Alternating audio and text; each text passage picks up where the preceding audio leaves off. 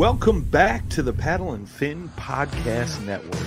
We're brought to you by Pelican, built tough for all situations. Go to pelican.com. Yak Gadget, for all your fine kayak fishing accessory needs. Go to yakgadget.com. Eastport Marina, on the beautiful shores of Dale Hollow Lake, for all your lodging, kayaking, and fishing needs. Go to eastport.info. Now let's get this show started. Yeah, what is up, everybody? We're going to do just exactly what that intro said. We're going to get this show started. So, with that being said, welcome, everybody, to the Paddle and Fin Podcast. This is the segment Chasing the Tide. I'm your host, Dustin Nichols. Thank y'all for tuning in. We appreciate everybody coming on and giving us a listen. So, yeah, hit that button. Give us some likes and stuff, and give us some good reviews on that Google. If you listen to it on Google Podcasts or Apple Podcasts, let us know what you think. We're always open to, criticism and this and that. And then if y'all have any ideas or any other host that y'all, guests y'all want to see, y'all give us a shout and let us know. But tonight, we're going to get into something. We're going to get into something here. Got one of the Texas lokes here. Got another Texas guy in the house, Reggie Chapa. We're going to bring him in and see what's going on. What's up, my man? What's going on, Dustin? It's going. Been pretty dang hectic. That's all I know. I had a damn bass tournament this past weekend on Nacogdoches and went and pre-fished Thursday. Left the house about 12:45. Got on the water, fished till 11, and drove right back home. And I did really well.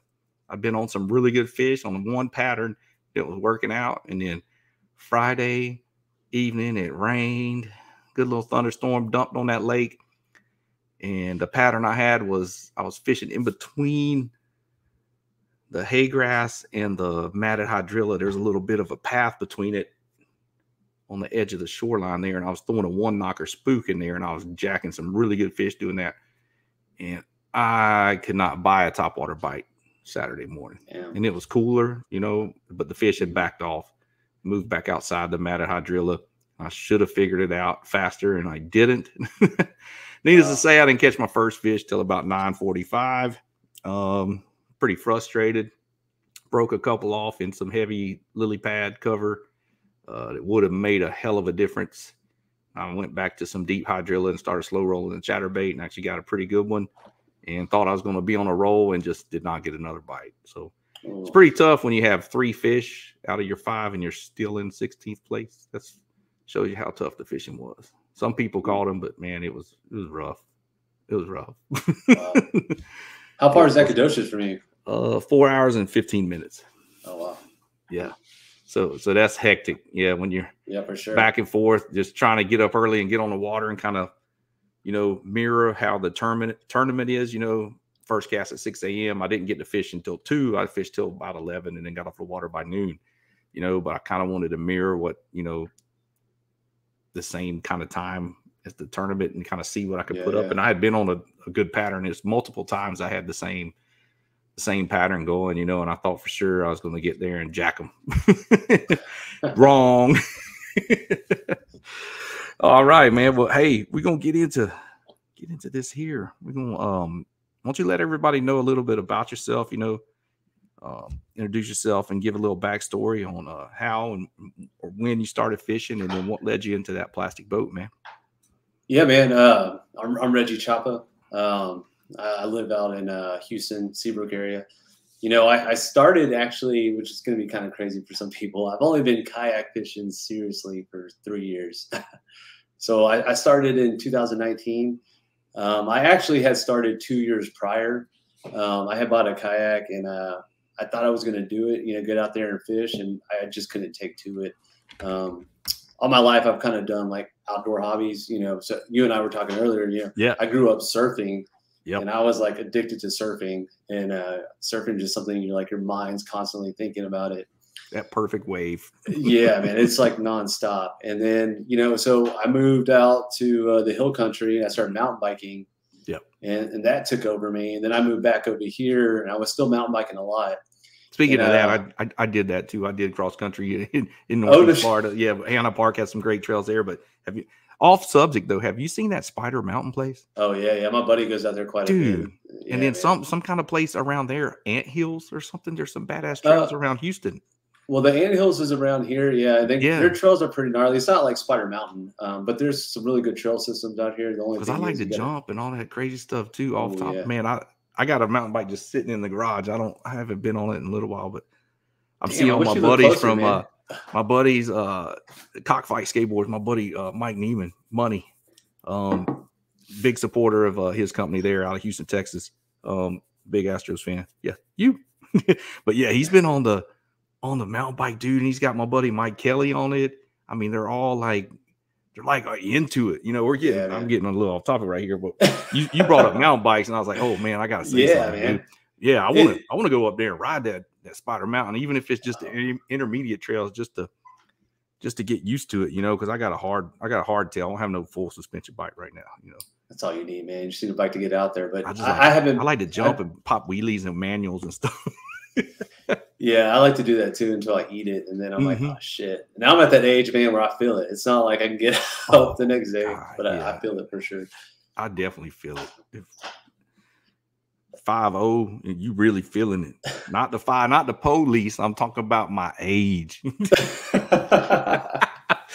Yeah, man. Oh man, we already rolling now, boy. Oh, so yeah. So you say you've been in a kayak for about 3 years. Have you fished when you were younger or anything? You know, or just kind of. Yeah, living on the Texas coast. I mean, my parents would take us out, would throw some dead shrimp, and as I got into my teens, I would go out every now and then with some dead shrimp and catch a croaker. Oh yeah, not knowing what was good. But like I said, about 3 years ago, 2019, I was working my full-time job. I was working a lot of overtime, and I had learned photography. Or maybe like 2 years, 3 years prior to that. I did that all on YouTube. Yeah. And online, I just researched photography and I just learned. And I feel like I didn't master it, but I learned certain things that a lot of people can't do. Like I learned lighting. It's not a common thing that most photographers that you'll see on Instagram or whatever know how to use. Yes. So I was doing the photography thing, and I told myself, I want to learn how to fish. If I learn how to do photography, I'm going to dedicate a year of my life to learning fishing on YouTube. And that's what I did, man. I first started out, I actually got a kayak because I wanted to do an alternative sport. And I was going to do the safari race. It's Texas Water Safari, yes. Yeah. I thought about doing that, but then I just realized how much it was a lot. I was like, I can't really do this shit. And then it's gnarly. Yeah, it is tough. I one day started taking out my pole out there on the kayak I got, which was an Ascend. I forgot what they're called. One of the Cabela's kayaks. Yeah. And I just started fishing, and I loved it, man. I was like, oh well, let me dedicate a year to learn how to fish. Because I always thought fishing was just you go out there and whatever, But it's kind of like surfing, man, where I got addicted just trying to figure out redfish. Why are they there? That's what I wanted to know. Like they have many different moods too. You got to figure them out. Yeah, man. They're like bipolar and shit. Hell yeah. And the thing is, you're always learning, even when you think you got this shit figured out. I mean, you don't got to figure out. Oh yeah. I mean, and then one fish 100 yards down the shoreline could be different, because I was hitting them in the head today, they wouldn't eat, and then there's one just swimming by me, and I just pitched to him, he's like right away, and there's like two more that don't even want to talk to me. It's like, man. Split personalities on them fish, man. Yeah. So that got me going, man. That got me really addicted. And I said, surfing, something about surfing, it's really addicting, trying to find that wave, trying to find the right conditions, trying to go out there, it's really addicting. It's addictive and it's frustrating, because exactly. You think it's going to be clean, and then all of a sudden it's blowing 15, 20 out the south, and it's side shore slop, and you're like, I ain't even paddling out. Especially in Texas, man. Yes, Texas is the worst, So just that got me addicted, man, to the point where I was thinking about fish all the time, and I would go out. So for that first year, I would go out on days that I knew were bad. After I started learning, I kind of knew, okay, this wasn't a good day to go out. but I would go out just to figure out, what's going on, why are they biting, and especially in the wintertime when I could see the bottom when the tide level is really low, I could see oyster, I could understand stuff. So I mean, for 1 year, that's all I did. And on top of that, I started bringing my camera. That was kayaking is the only sport that I do that I could actually bring a camera, and actually take in the outdoors. And although surfing and biking, I'm taking in the outdoors, but kayaking, you have some downtime to like look around and be like, oh shit, it's so beautiful out here, sunset, sunrise. You see a lot of stuff on the water, wildlife, everything. I mean, all kinds of stuff. Yeah, it's awesome, and it's like being, I'm an outdoor guy, and I like going hiking. It's like hiking in the marsh. I mean, I'm in the marsh. It's like trails. That's where I'm at, and taking my camera just felt natural, So I just started snapping photos, and back then I started learning about hashtags, how to hashtag people or whatnot, and slowly, man, I just got picked up by ACK, and they asked me if I wanted to be on their brand ambassador program. And it wasn't like I sought out ACK. They actually had saw a photo that I had posted, and it got posted to a Texas Instagram account that's really big. It's a Texas travel Instagram. Instagram account. And from there, it just kind of picked up, man. It's like it all came to me, and I love it, and just kept on growing from there. No doubt, man. I mean, that's what we're going to get into, talking about, content creation, this and that. There's always somebody got questions about, how do I build myself as a brand and this and that. And I mean, like you're talking, you got noticed by ACK just by tagging and just by having another bigger account pick up your photos, and then like just stuff to differentiate yourself from others. That's a big fundamental of building that brand, So thinking of that, you've actually been working with some pretty cool kayak brands too, Yeah, I've been fortunate. Yeah, I've been pretty lucky. Yeah, you got with some stuff with Hobie Eyewear. Hobie Eyewear, Bendy Branches. Yeah, Rant Mounts here recently. Rant Mounts, cool deal, man. Yeah, Bendy Branches is great. That's the paddles I use and I have. Yeah. And I know a lot of kayak anglers, and if you're just now getting into kayaking, and trust me, you are going to paddle in the marsh. For sure. And you want to have a light and strong and durable paddle. Yes, you don't want to be tired and fatigued from carrying a heavy paddle or the wrong size paddle. Yep. There's different fits and different blade shapes and all kinds of good stuff, but yeah. How'd that come about with Bending Branches? What led you into them with working with them? So we did a ACK river trip, a camping trip, and when I got out there, I noticed that everybody had Bending Branches paddles, like everybody. And I took my Hobie kayak on the river. Where was that at the Guadalupe? Guadalupe, okay. Yeah. It was my first time doing any type of kayaking on the river, like an overnight excursion. Yeah, cool. Yeah, and I did want to do one for years, so it really worked out well. But yeah, everybody had Bending Branches paddles, and I was like, this is an opportunity. My goal is ultimately to work, for companies full time.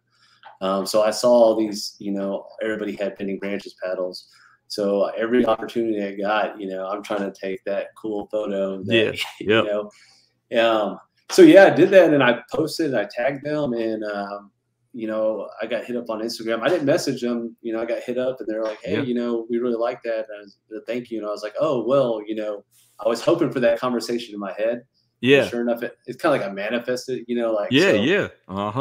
So they hit me up, and they were like, oh, and then I was like, oh, well, yeah, thanks, for resharing that. I got more photos for you, like, would you like them? I don't mind sending them. So then I send them like a batch of photos, and they were like, oh, we really love these, like, what can we do to work? And, I kind of helped build that conversation with them, and kind of just grew a relationship from there. An organic conversation just takes off when it happens like that. You're not, that's a big misconception a lot of people have when trying to go after, or looking into being a pro staff or a partner or sponsored by people, is that they're like bombarding them with stuff, me. And it's not about me. It's about what you are going to do for that company. There has to be, I've said it 1,000 times. There's got to be ROI, return on investment. There has to be. And like you with your photos, I mean, that's already it right there. Boom. Yeah. You're promoting that brand and you're tagging and sharing and all that good stuff.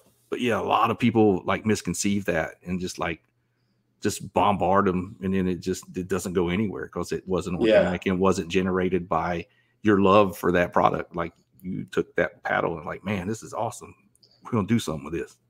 Right. You know, that's one thing you're right. You know, and I've listened, you know, when I used to work, I work at home now, but I used to listen to a lot of podcasts, and, you know, I'm always listening to business things to make you like how to work with people or how to talk to people. And one thing was like, you know, you never talk about yourself. It's more like, what can I do for you? You know, you're always asking them, you know, like, well, what would you like? Or what would you need? Or, you know, not really saying, you know, well, I can do all this for you, you know, like make it seem about yourself. You're trying to help sell them, you know. Right. And then once you get to that point, then you can be like, hey man, y'all think y'all hey, what y'all got? Y'all can I get a raise? Yeah. Can I get a pay increase with this damn cost of living right now? Well, that's another topic. You know, that's one thing I'm learning. There is, you know, I am learning like, and that's one thing, to be honest, that I'm struggling with right now, and learning how to monetize off some of this stuff, because a lot of people are giving free stuff, and I don't blame them, because I do it myself, or I do it for exchange for product. But one thing that's a tough learning curve and is learning how to make money. I mean, for me, I see myself as a photographer. I am a kayak fisherman, and I love kayak fishing, and I love the sport, and I'll share the sport with everybody else. But I really see myself, I want to be known as a photographer. And so I'm selling a service, and I want, you know, it's hard for me to learn how, it's difficult to learn how to monetize that service, but help building relationships is the key that I'm taking to do that. That's a great platform to step from right there, for sure. I know I went and had a photo shoot late last year. Man, I was on some good schools, and then we had some rain, and then we thought the weather was going to be crap, and then it ended up being okay. The wind kind of came up, but this have you seen Michaela Elliott's work? Yeah. I've shared some of her stuff. She came down and shot with me, and I drug her around with a Torpedo, and she had never shot from a kayak. I mean, but she's an amazing photographer and does great editing, and she didn't have her water housing, which was okay because the water was kind of stained anyways. But I'm like, man, she's been working with like Academy, with CCA. I mean, she's like blown up. I'm like, dang, girl. I was like, next time we go shoot, I don't know if I'm able to afford you. I said, you're getting all these corporate gigs. It's like, wow. No, she does some amazing work. I'm still sitting on like 700 photos that I ain't even thought about using yet. Yeah, she got some amazing angles, and the way she cropped some stuff, and just little nuances, her own little thing she does. Pretty cool. She's got her own little thing going. That's what, you know, I was like, if you maybe reach out to her and, you know, maybe she can have some tips or something, monetizing things and stuff. I know she takes some great shots. I know there's quite a few other people out there. There is. Ben Maldonado takes some pretty cool shots too. Another Texas guy that fishes some tournaments. And Jared Isley's always got some cool telling schools of redfish everywhere. And then if I took the time, I would love to just take the time, but I get too excited. If I got the GoPro behind me, it's different. But I don't really film a lot. I mean, I did for a little while, try to get some stuff going. It's just a lot of work on top of a chore. Everything else. I work shift work at a petrochemical plant for the past. This will be my 24th year coming up. So I mean, I get to fish during the week, and it's great. Less traffic, you know, less pressure on the water. But you know, I want to fish, and then I want to go home and get a little sleep before I go back to work. Yeah, man. And all the editing and all that. And it's just like, you know what? I'm just going to just get some pictures and do some different angles. And, you know, I use a clampable GoPro mount, or I got a little bubble housing I'll use, and I'll clamp it to a stakeout pole to try to get, you know, over, under, you know, water, sky, kind of split pictures, split perspectives. And, you know, there was a bit of a learning curve on that too. And then trying to teach myself, I want to upgrade to a different photo editor. I do have Adobe, which Photoshop 12. It's a little older, but you know, I think there's some better stuff out there that I could learn. Yeah, well, Lightroom is good. It's Adobe. That's what I heard. Lightroom. I'd probably go on YouTube and check it all out. Try to figure it out. Yeah. Yep. Yeah, it seems daunting, but Lightroom is pretty easy to work with. The biggest thing I think where a lot of people don't know what to do is that if you, from a GoPro, if you use the RAW format as opposed to the JPEG format, with the RAW you get a lot more data that you can use, and it gives you more leverage on editing. So you have a lot more you can do. Yes. As opposed to JPEG, where you're very limited on what you can actually edit. Yeah, that raw image is the way to go. Shooting raw for sure. You got a lot more options, just like you said. So yeah, that anything else? Anybody else you're working with, or you got anything in plans? Anything you hadn't shared with anybody yet, or something you're working on, maybe? Well, Rant Mounts, I've been working with them, and maybe have some stuff going into the future. Staunch Outfitters. Oh, cool.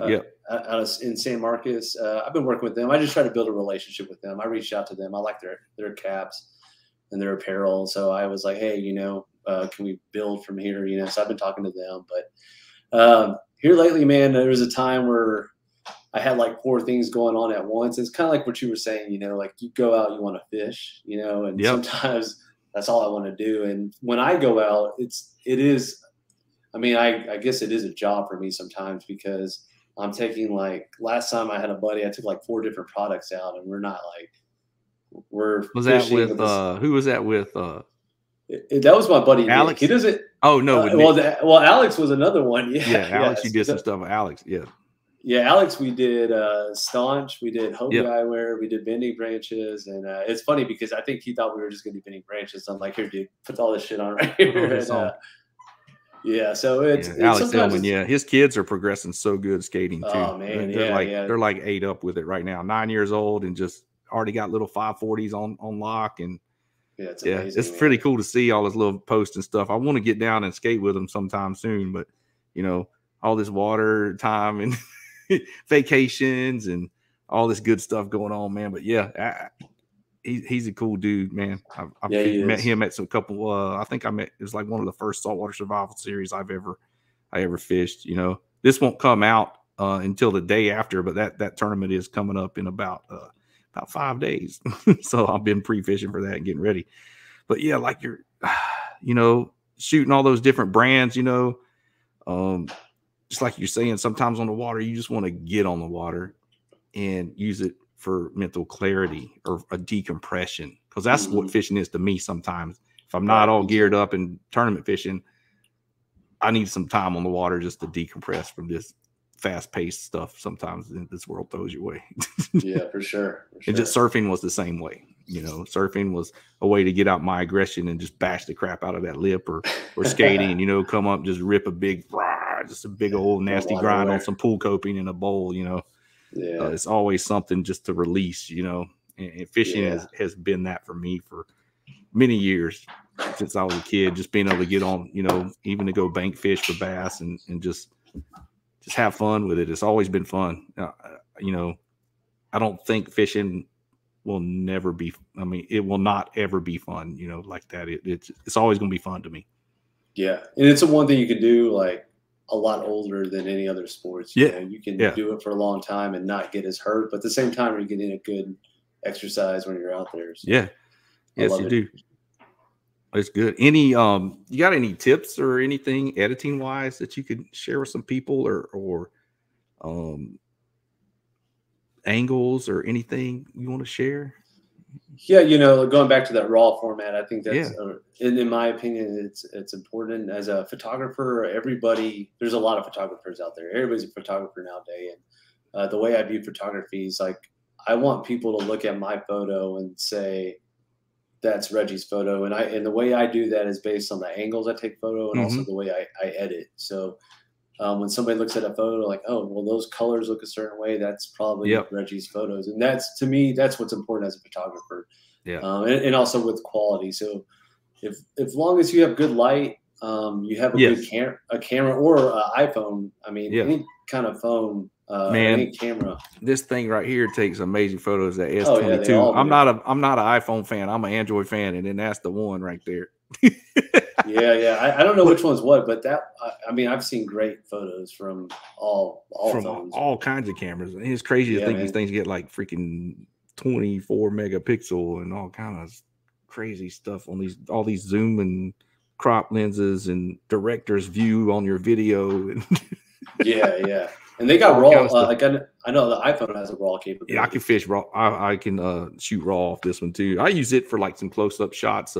Like I did some rigging on my new kayak. One of my new kayaks we got in. I did some foot control steering for my Torpedo on the NAR, which was one of our new models with Jackson. And I did a some real close crop kind of depth of field stuff. On the kickouts where I drilled the tubing and ran the cables and all that. Where you get that little focal point, but then everything else is blurry in the background. And I would have never thought, like, with a flip phone or something back in the day, you wouldn't have been able to do none of that. But with the way these cameras are now, you can really get some awesome shots with them, for sure. And what you're talking about, the way you edit that, like what your color, like color grading, do you like go in and like can kind of tweak some stuff like that? Is that what you're talking about? Yeah. And it's like color grading basically. There's a whole color science on what colors and like make people interested. And if you learn some of those things, you can learn what appeals to people. So it may not even be a great photo, but if you learn to put certain colors in certain areas or dress people a certain way for certain settings, those colors actually like attract people. It stimulates the brain. So when they're looking at a photo, that's like what's all them little short videos where there's like some little music? What is it called? ADSM or I don't know. Oh. Is that where like people are like? Is that where like people's like chewing and shit? Or chewing, or there's all kind of little stuff that they're doing. I forgot what it is. It's like something like that where it catches your attention and it like just it's like soothing or something. I don't know. All those things play into it, and then learning composition. Composition's another thing. Is like people look at a photo like they look at a book. They read the photo like they're reading a page out of a book. So if you learn how to tell a story, learns like the basic rule of thirds, which is the thirds. I was just about to say that thirds. Yeah, man. It really, if you look at a picture, if you look at put somebody on the third, you can tell a story from left to right. And most people, like you read a book, you read left to right. So if you set up a photo from left to right to tell your story, so like over here, maybe you got like the water, or maybe you got some fish blowing up, but over here you have the kayak and the fisherman. You're telling the story from left to right, and that alone too is like when people look at a photo, like me for instance, because I do a lot of photography. I look at those things and then I know, okay, well that person really knew what they were doing.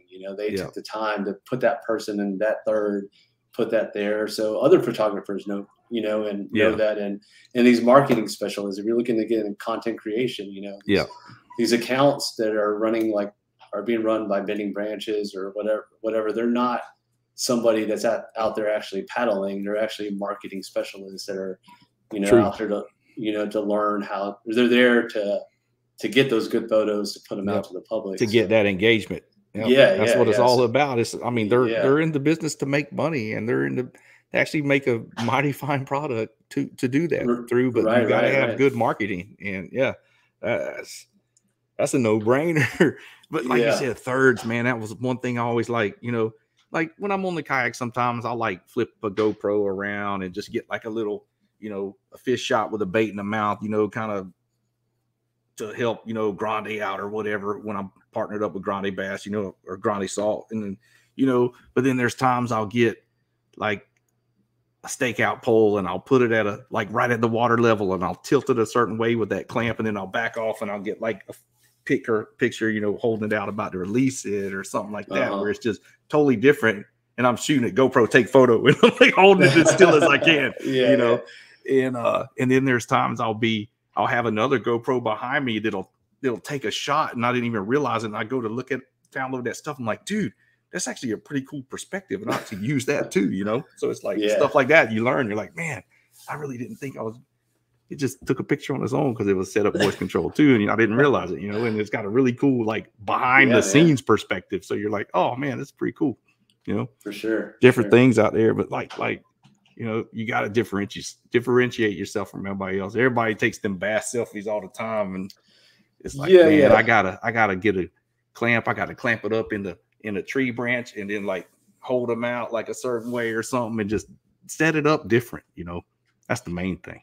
Yeah, for sure. I think one thing that I've noticed, and because prior to this, like I was just doing mainly photography, is like one thing I really dislike is seeing a bunch of fish pictures. Like if you want to work with other companies, people want to see stories. They don't really, too many fish pictures is great if your thing is like, you want to be this angler, that's what you want to be known as. But, tell a story like, you and I were going out to places that other people may never see in their lives, like going out to the marsh, seeing this wildlife, it may not be you with the fish, but it may be you showing the world, what's here and why you're there. And you're also capable of catching, really big fish, Oh, yeah. Yeah, I hooked something today, dude. I do not know what it was. It was not fighting like a big drum. And it was not pulling drag like a 40-inch plus red. And I was in about 8-9 foot of water around some structure. I want to think it was a triple tail. Oh, the way it was pulling. Oh, wow. Have you ever caught one? Yeah, I've caught, not out of the kayak, out of a boat. I've caught plenty. And where I was at was where they're known to be around that area. Yeah. Mm-hmm. So I'm not sure if it was or not. I didn't really get a good look at it, but I saw the boil come up, Wow. Yeah, I heard they're really good to eat. Oh man, it's like a saltwater crappie, dude. They're awesome. They're damn fine fish. I really like sheephead. Yeah, I like them too. They're tough to clean. You got to get a really thin, flexible knife and get around that rib cage and then slide in by that dorsal fin and get them. And then, dude, they're great. Kind of butterfly mountain and stuff them. Yeah. Mm-hmm. You catch a lot on lures? Yeah, I throw that little crusty crab at them. Crusty crab. It's a little bitty crab imitation, about the size of a 50-cent piece. You gotta send me that, man. For a while, I was gonna crusty crab. Crusty crab. For a while, man. In my opinion, sheephead are really hard to catch. Like, yes, I've caught them with the Voodoo Shrimp. Yeah. But for a while, I wanted to study them just to catch them straight on lures because I think they're so difficult. I have a hard time catching them. I caught them on the little small soft dines before. Oh, really? What, dang. Yeah. In the wintertime around some structure. But oh shit. There's some really shallow oyster that gets really clear over here in Point Comfort. And there's some little, rocks and riprap and stuff around the bank, and they'll be up there pecking. And I'll take that thing is hard to throw, so you need like a 2000 series or 1500 series reel. So I have like 15-pound braid and 15-pound fluorocarbon leader, and have that little bitty crusty crab and throw it past them, and I'll just reel it to them and stop it and then kind of reel it, and they'll see it and they'll be like gone. Damn, really? Yeah. They annihilate that thing, dude. Can you do that consistently or yes? Yeah. Oh, yeah. Wow. Yep. Oh shit. I'm about to get one of those. Not that I can do that consistently, but I'm gonna definitely try that. They're if I'd have had one today, I'd have had a limited sheephead, dude. Whoa. And they were all 3 to 5 pounders. They were pretty good ones. Damn. Yeah, that's a fish you can. And then there's some black drum back in there. They were a little tail in. If I'd have had them little crab, I'd have pitched to them. They'd have ate that thing all day long. Yeah, black drum are kind of hard to get to. I don't see a lot, but I do see the big ones out here. Yeah. But they are very difficult to catch too. But I throw a Voodoo Shrimp to them. They'll eat the Voodoo Shrimp. Oh yeah, I love that. Yep, they'll eat them. They'll eat them crusty crabs. I'll take a picture of it and send it to you for sure. I'll have to get some of those. Yeah, they're pretty neat. I can't remember who makes them now. Is it Chase Baits or Savage Gear? I can't remember which company. One of them company makes them, and they're the little smaller ones work the best, and they actually work really good for redfish too. Yeah. All right, man. Well, we're kind of moving along here. We'll go to the speed round real quick. Then we'll just run through this, and then maybe we'll come back and talk about one or the other a little bit more. So it's called the Quick Five. This is speed round. Redfish or trout? Redfish. Upper Coast or Laguna Madre? Upper Coast. All right. Favorite top water? She-Dog. She-Dog, yeah. There you go. Best paddle? The Navigator Is it the Navigator? Yeah, I think it's the Bending Branches Navigator. Mm-hmm. I love the wood. I'm all about the wood, one with man. the wood grain. Yeah. Yes, sir. Yeah, it may not be the best paddle, but I love it. Oh yeah. Just because Fishing at night, yes or no? Occasionally, but yes. Okay. All right, let's come back to this one. Upper Coast or Laguna? You said Upper Coast. Give me 2 good reasons why. Not 1, 2. No, Man, I'm kidding. I wish I was down there. I mean, that's the damn problem. I wish I was there. I get this dirty ass water over here. But yeah, no, I really wish I could be in the Laguna Madre. I used to live in Corpus for a while, and I didn't fish at the time. Yeah. And now I'm like, damn, I really wish I was fishing back then. And then top water, you said She Dog. Yep. You like the tone on that one? Yeah, I do like the tone in the summertime. Summertime. Yep. Yeah, Alex, he's the one that actually had told me about him. I was struggling last summer. I'm seeing reds, but I can't get them sometimes. And then, he's like, try that She Dog, take it out. Sure enough, the next day I went out, threw that She Dog, bam, I got a big ass blow up. And then after that, the whole summer was nonstop on that She Dog. So I like that higher pitch. I like that one at times too, this time of year. And in the fall, I go to a 1 knocker, but for trout, I throw a 1 knocker like religiously. But I will throw the bigger 1 knocker, and I'll throw the Super Spook Junior every now and then, depending on the water conditions. If it's calm in the water, but if it's shallow, like a little too shallow, I'm throwing a wake bait, man. Yep, I've been using the Hunchback. Them Hunchback, the little small ones, dude. Pow, if there's some scattered shell or some kind of structure around. So what's the depth that you normally throw that at? Like, talking about a foot or 2, or is that what a foot or less at times when if they won't hit plastic and you want to make them mad, I'll throw that Hunchback, dude. And if there's like reef and shell and little indentions in the grass with like shell pads out in front of it, it's a foot or 1.5 feet of water. Like I'll fish it slow, but then sometimes I'll like burn it and rip it and then stop it and then burn it and stop it, and they'll like hit it on the paws a lot too. It's a great little bait, especially when they're being aggravated. You get a lot of reaction strikes off that bait because of that loud 1 knocker rattle and just the erratic action of it. Sometimes it'll just be swimming and all of a sudden it'll be like and go to the side. They do kind of weird stuff. Chatterbaits are the same way. Kind of transition those over from the bass fishing world, vibrating jig. And man, I get some really aggressive reaction strikes from redfish with those also. Yeah, that's one thing I haven't really used is a chatterbait. Yeah, it definitely gets their attention, and then it goes so down in the Laguna with the grass and everything. It really rips through the grass really well. Believe it or not, it's a really good, to use in the submerged grass, as long as it's like not like matted all the way up to the top. You can still fish it through the grass pretty good. Fishing at night, yeah, this time of year is if the winds are right, I'm fishing at night. Yeah. There's normally not a lot of boat traffic. Yeah. And if you can find somewhere that has some lights nearby with some flats and it just lines up good, it's good to go. Good to go. Yeah, I'll do that here in the wintertime. I live by Clear Lake, and in the wintertime it gets pretty good. And there's canals and go fish those lights in the canals. Yeah. There's less boat traffic over here. During the summer, the boat traffic is crazy through there. Dude, that's like Porter Connor. I don't fish Porter Connor in that summertime. I will not do it, especially even in a boat, but especially in a kayak. Yeah, somebody was telling me that the other day that I've never been to Port O'Connor, but somebody was telling me if you go there, like everybody fishes. It's like everybody's there for that reason alone. Everybody's there to fish. Yep. There's some great areas over here. I know Kenneth Yetter just texted me the other day. He's local guy from up there, Houston area too, Upper Coast, and he got some property down here in Indianola, and he's like, we're moving down there for good.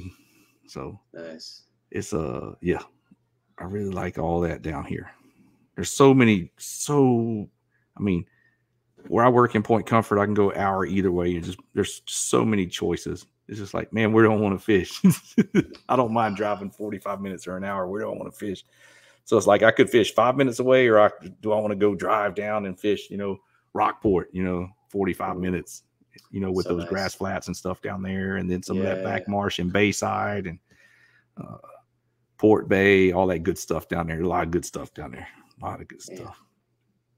Well, it's going to bring up this pick 3. Let's see this. You know, y'all been listening to this podcast. Y'all know we usually shoot a pick 3 out there. And this one's going to be for targeting redfish. So 3 setups to bring, bait cast, spin cast. You let us know what they are, 3 of them, and what 3 lures you're going to have tied on. Say summertime, this time of year, kind of for redfish. What's it going to be? Yeah, well, first of all, I don't have any bait casters. Oh, yeah, okay. I do all spinning. I had bought a Corrado. Yeah, I bought one like when I first started, and I bird cast that thing like crazy, man. Or bird nest, man, nonstop. So I was like, screw this. You know, I really want to fish. I don't want to be messing around with this. So I've all I have is spinning reels. Here recently, I've been looking into the bait casters, especially the DC ones. But yeah, so all spinning, 2,500 I have on most of everything. 10 to 15 pound braid on each. I think I got 10, 15, and 20, depending on what I'm throwing. But mainly I'm throwing a medium light with like an 8 ounce jig head. Yeah. And a down south lure. That's my go-to. That's what I'm trying to get reds on. This time of year, I also have another one. I got a medium with another 2,500 with a Voodoo Shrimp. That's like my go-to in the summertime. Here recently, I haven't been getting anything on it, but the shrimp aren't as present. I mean, they're starting now. Yes, they're just now starting to show up over here too. Little ones too. Yeah. But man, that shrimp all the way till the end of the fall, almost getting to the winter. I mean, I can get anything off that damn thing. Oh yeah, flounder, reds. Oh yeah. Everything eat that. Yep. And then typically I'll have a topwater as my third. But you know, to be honest, I'm still learning the topwater. It's one of those things where I don't have enough patience for. Yeah. I work. It's in the late evening for me is the best time I've had the most catches on the topwater. Early morning, I try it. Trout, I will get, but redfish for some reason I cannot pull them off early morning with the topwater. And it may just me being impatient, me working it too fast. But I always bring the topwater no matter what because that bite, that bite's just something about that topwater bite, you know. I could not work a topwater on a spinning reel for some reason. I don't know if I could. Really? I've never tried it, but I don't know if I could. It'd be like weird because I use I'm right-handed bait caster, but my spinning reel is left-handed. I'm like ass backwards. I'm ambidextrous, so it's weird. What? I used to fish with a left-handed bait caster too a lot when I was younger. But now you do a right-handed bait caster? Right-handed bait caster, and then my spinning reel set up left-handed. So it's a little different. All right. So let me ask you this question because I always see this, and it's kind of like one of those things that kind of not irritate me, but I'm like, why do people do that? So when you cast a bait caster, do you cast swap hands? Yeah. All people at bait cast do that, and I'm like, well, why don't you just left and then, or that's why I think I do, because I am a left-handed reeler or whatever, but I like casting with my right. That way I can be on the quick react, with my left. So that's how it is when I'm fishing with a spinning reel. That's it. But like with my bait caster, I'm like, and I switch hands real quick, and I can switch and do it, but I'm not quite accurate enough. I mean, I can flip. I'll flip every now and then and pitch out the fish with my left hand, no problem.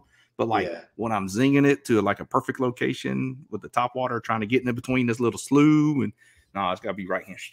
For sure. Sling it up in there. Yeah, it's just that's weird. I know. I can turn my bait caster upside down, be like an egg beater. People be making fun of me for that. I had to break out my alter ego for that one. Old Billy Ray Backlash might have to come out for that one. Do a little video.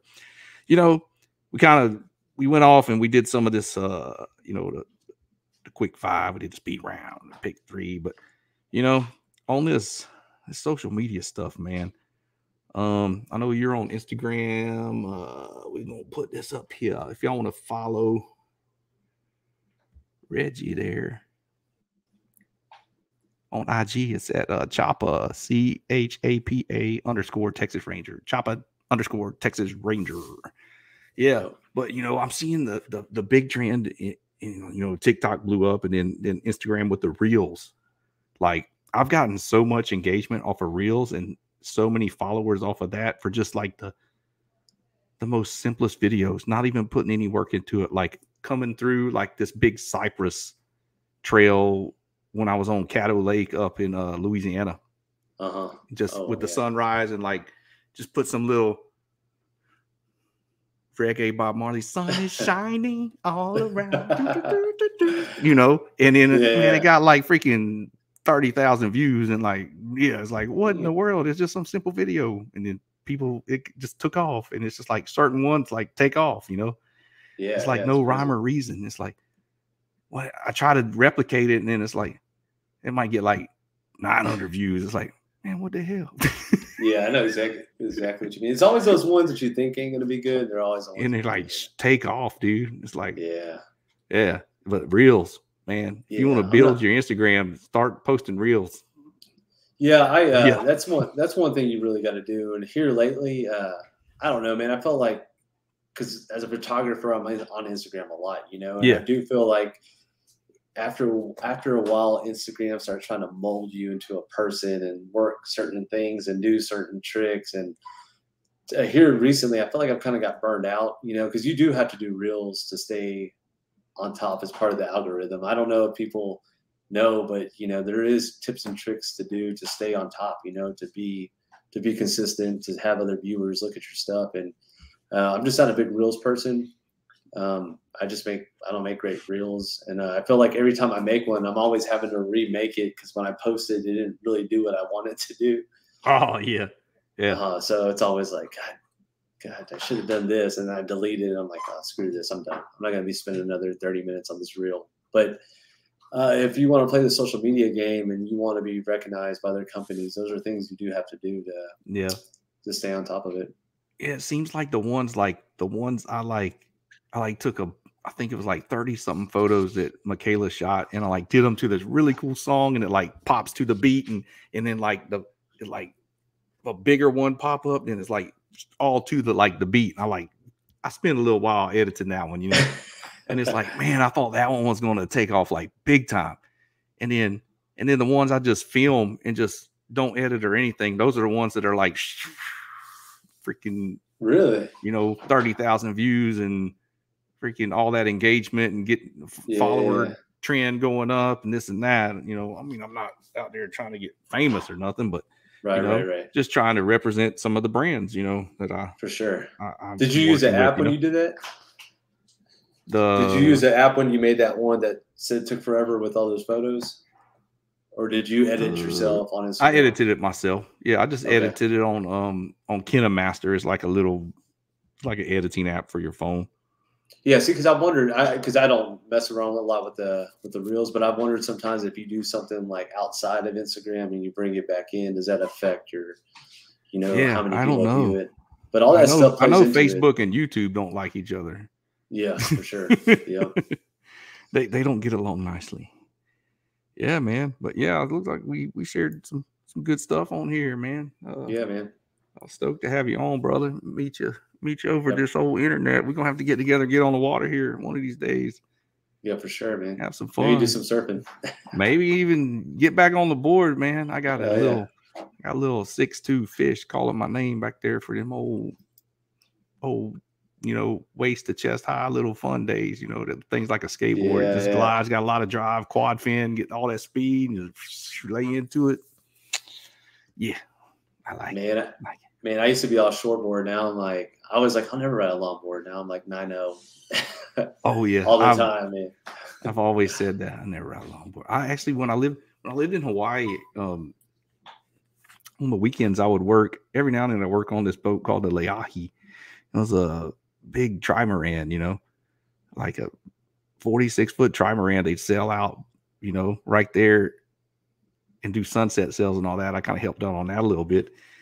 And all the guys that were working, they all rode longboards and stuff. And, you know, the rental places were all right there. And I'd always go grab one of the like most kind of performance longboard you could get, you know, like a 9.0, but it was like kind of thinner and kind of, you could smock it around a little bit. And then, surfing right there at Canoes and Queens and Pops and all that right there. Number 3s right there on the South Shore in Waikiki. I had fun doing that because those waves just reformed and you could just like cut back and carve and just do little cheater fives and then come up and like floater and come up big old roundhouse cutbacks. Wow. Yeah. But it was fun because it was like more progressive longboarding, so it was pretty cool. Yeah. Pretty cool. But yeah, I haven't been on one since then.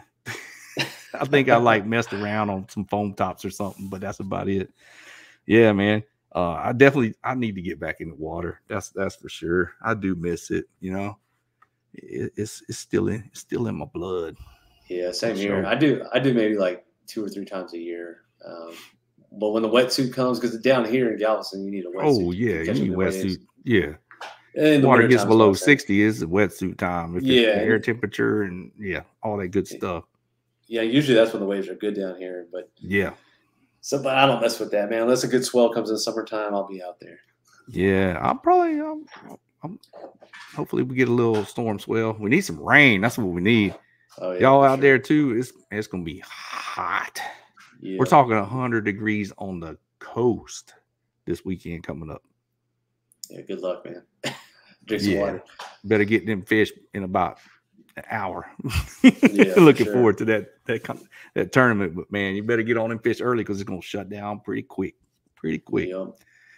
Well, shoot, yeah, man. Everybody follow along Reggie on IG right there. Check it out at Chapa_Texas Ranger. Check out the Paddle and Fin IG too at Paddle and Fin. Paddle the letter N Fin.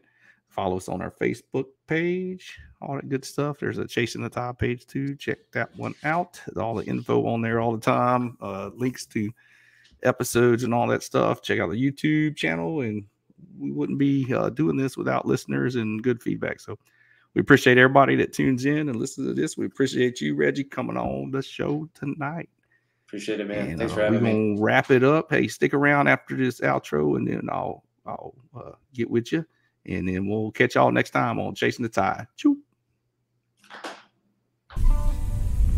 Welcome back to the Paddle and Fin Podcast Network. We're brought to you by Pelican, built tough for all situations. Go to pelican.com. Yak Gadget, for all your fine kayak fishing accessory needs. Go to yakgadget.com. Eastport Marina, on the beautiful shores of Dale Hollow Lake. For all your lodging, kayaking, and fishing needs, go to eastport.info. Now let's get this show started. Thanks for tuning in to another killer episode here on Paddle and Fin. Be sure to drop a 5-star rating, a thumbs up, or smash that subscribe button on any platform you're listening in on. Be sure to check us out on Waypoint TV. How about WaypointTV.com. I played the intro. Here's Make sure outro. You sign up for the Fantasy Kayak Fishing League at paddleandfin.com/fantasy. You could support this show through Patreon. Patreon.com/paddleandfin. Don't forget to check out the website, paddleandfin.com. Catch us on YouTube. If you got a question, comment, or want to see a future guest on the show, be sure to email us at paddleandfin@gmail.com. Shout out to our show supporters, Yak Gadget. You can check out all the fine kayak accessories at yakgadget.com.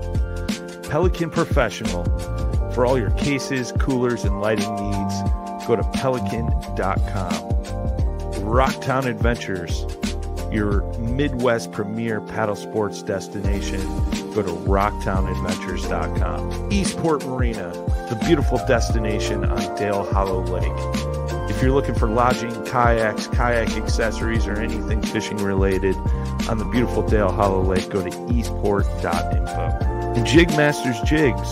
When in doubt, get the jig out. Go to jigmasters.com and fill your tackle boxes today.